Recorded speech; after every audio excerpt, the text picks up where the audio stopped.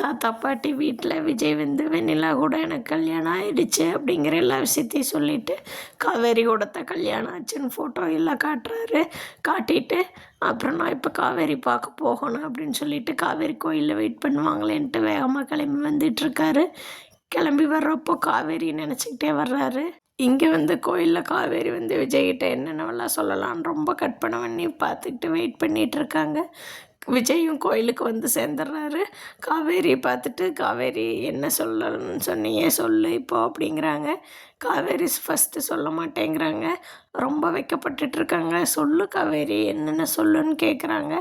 அப்போ காவேரி சொல்கிறாங்க, "நீங்கள் அப்பாவாகிட்டீங்க." அதுக்கு விஜய் ரொம்ப சந்தோஷப்பட்டு, "உண்மையத்தான் சொல்கிறியா, இது விளையாட்டுக்கு சொல்கிறியா?" அப்படின்னு கேட்குறாரு. காவேரி உள்ள பர்ஸுக்குள்ளே வச்சுருக்கிற கிட்ட எடுத்து காட்டுறாங்க. காவேரி கனவுல கண்ட மாதிரியே விஜயை வந்து காவேரியை தூக்கி பிடிச்சிக்கிட்டு சந்தோஷத்தில் துள்ளி குதித்து முத்தம் கொடுக்குறாரு. இதை நான் ஃபஸ்ட்டு தாத்தா பாட்டிக்கிட்ட சொல்லணும். இந்த சந்தோஷமான விஷயத்த அவங்ககிட்ட சொன்னால் ரொம்ப சந்தோஷப்படுவாங்க அப்படின்னு விஜய் சொல்லிகிட்டு இருக்காரு.